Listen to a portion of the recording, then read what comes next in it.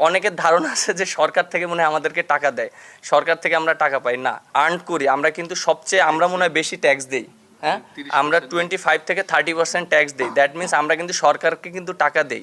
অনেক সময় আমরা খারাপ খেললে বলে যে ভাই আপনারা ভালো খেলছেন না, আমাদের টাকাই তো আপনারা চলেন, যে আমরা টাকা দিই বলেই তো আপনারা মাঠে খেলছেন। জিনিসটা আসলে এরকম না। আমরা যে টাকাটা আর্ন করি ম্যাক্সিমাম আইসিসি এবং স্পন্সর থেকে টাকাটা কিন্তু আসে। আমরা জানি যে গতকালকে একটা ঘটনা ঘটেছে, যে আমরা সবসময় বলে থাকি যে ক্রিকেট বোর্ড আমাদের অভিভাবক, এবং তারা যদি এরকম মন্তব্য করে থাকে তাহলে এটা অবশ্যই আমাদের জন্য একটা দুঃখজনক। আর একটা জিনিস ক্লিয়ার করা উচিত যে প্রত্যেকটা মানুষই জানে, যেটা মিথুন ভাই বলল, এটা আমি অনেক সময় অনেক জায়গায় ফেস করেছি, আমি দেখেছি, অনেক দর্শকের সাথে কথা হয়েছে। অনেক সময় আমরা খারাপ খেললে বলে যে ভাই আপনারা ভালো খেলছেন না, আমাদের টাকাই তো আপনারা চলেন, যে আমরা টাকা দিই বলেই তো আপনারা মাঠে খেলছেন। জিনিসটা আসলে এরকম না। আমরা যে টাকাটা আর্ন করি ম্যাক্সিমাম আইসিসি এবং স্পন্সর থেকে টাকাটা কিন্তু আসে, এবং আজকে যে ক্রিকেট বোর্ডের যে টাকাগুলো আছে আমার কাছে মনে হয় Gold's Gym across 30 plus countries. With over 700 plus locations worldwide. Train anywhere, belong everywhere.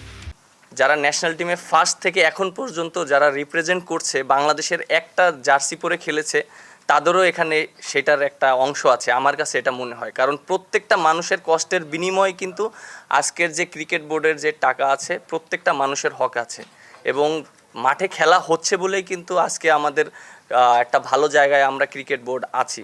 So মাঠে যদি খেলাই না হয় তাহলে কিন্তু স্পন্সারও আসবে না, বা আইসিসি থেকেও যে রেভিনিউটা পাওয়া হয় সেটাও পাওয়া হবে না।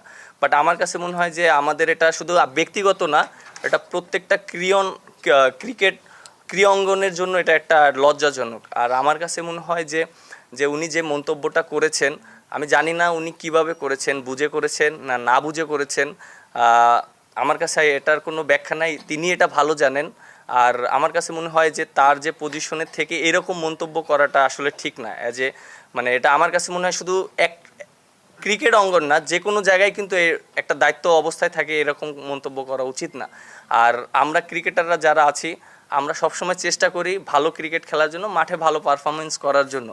এবং আপনারা যেটা জানেন যে আমরা কিন্তু সবসময় সমালোচনা হই, আমরা মাঠে খেলি, পারফর্ম না করলে এমন কোনো প্লেয়ার নেই বাংলাদেশের মানুষ সমালোচনা করেনি। আপনারাও সবসময় সমালোচনা করেন বা সবসময় আপনারা ভালো বলেন, বাট আমার কাছে খুব ভালো লাগছে যে আপনারা আমাদের এখন যে আমরা যে স্টেপটা নিচ্ছি আপনারা আমাদেরকে সমর্থন করছেন, এই জিনিসটা আমার কাছে খুবই ভালো লেগেছে।